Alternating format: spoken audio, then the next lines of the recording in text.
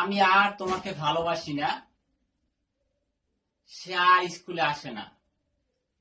কোনো কিছু আর না করা, এই ধরনের বাক্যগুলো আপনারা ইংরেজিতে করবেন সাবজেক্ট, তারপর জাস্ট নো লঙ্গার বসাবেন, এরপর হচ্ছে ভার্ব বসাবেন। তাহলে আমি আর তোমাকে ভালোবাসি না, I no longer love you. সে আর স্কুলে আসে না, he no longer comes to school. তাহলে এখন আপনারা বলুন, সে আর বাড়ি আসে না, এটার ইংলিশ কি হবে? আসসালামু আলাইকুম, আশা করি সবাই ভালো আছেন এবং সুস্থ আছেন। ওয়ান টু অর্থ চাওয়া এবং উড লাইক টু অর্থ চাওয়া, কিন্তু এই দুটির ব্যবহারিক পার্থক্য আছে। আমরা ওয়ান টু তখনই ব্যবহার করব যখন আমরা কোনো বন্ধু বান্ধবের সাথে বা পরিচিত জনদের সাথে কথা বলবো, অথবা ইনফর্মাল ওয়েতে যখন কথা বলবো তখন আমরা ওয়ান টু ব্যবহার করব। For example, I want to go there, আমি সেখানে যেতে চাই।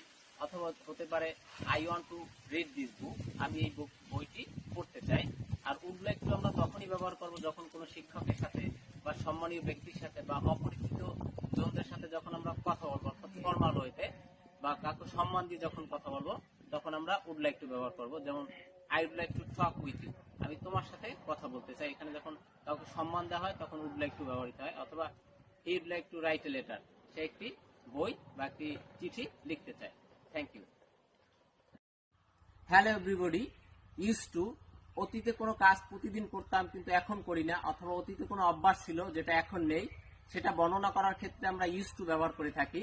For example, I use to read, আমি আগে পড়তাম এখন পড়ি না।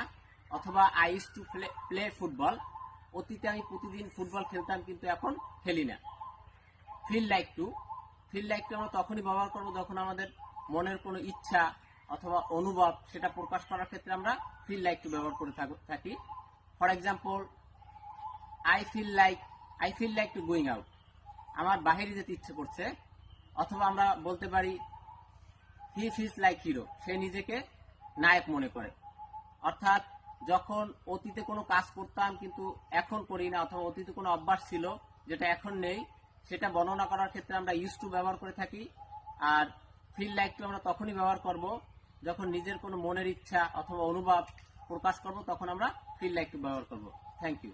আমরা যখন অনেক সিনোনিম শব্দ আবিষ্কার করি তখন আমরা বুঝি যে সিনোনিম হিসাবে বসাইলে হলো, আসলে এগুলোর একটি ব্যবহারিক পার্থক্য থাকে। যেমন the man is very old অথবা the tea is very hot. আমরা যখন এইটা এইভাবে বুঝাই তখন এই ভেরি দ্বারা আমরা আসলে টিটা কি অতিরিক্ত কত পরিমাণ গরম, যেটা খেলে আমাদের ক্ষতি হবে নাকি ভালো হবে, এটা আমরা আসলে ভেরিফাই করতে পারি না, তখন আমরা ভেরি বুঝাই। অথবা ক্লারিফাই করতে পারি না, তখন আমরা ভেরি বসাই। যখন আমরা টু অর্থে ব্যবহার করি, the tea is too hot, অর্থাৎ এটা অধিক অর্থে বোঝায় যেটা আমাদের জন্য ক্ষতিকর, যেটা এক্সেস অর্থাৎ এক্সেসিভ, যেটা অতিরিক্ত গরম বোঝায়, যেটা খেলে আমাদের জিহ্বা পুড়ে যেতে পারে, অর্থাৎ যেটা খেলে আমাদের ক্ষতি হবে। এবার ইনাফ এই শব্দটা যদি the water is hot enough, the water is hot enough, এখন ইনাফ শব্দটা যখন ব্যবহার করবো এটাও যথেষ্ট পরিমাণ বুঝাবে, নেসেসিটি বুঝাবে, অর্থাৎ যেটা খেলে আমাদের ক্ষতি হবে না, সেটা একটু গরম থাকতে পারে, অর্থাৎ যেটা আমাদের জন্য উপকারী, অর্থাৎ যেটা আমাদের জন্য ঠিক আছে। এখন টু, ভেরি এবং ইনাফ এই তিনটা ব্যবহার হবে যখন অতিরিক্ত বেশি বা আমাদের জন্য যেটা ক্ষতিকর, তখন নেগেটিভ অর্থে ব্যবহার হবে টু।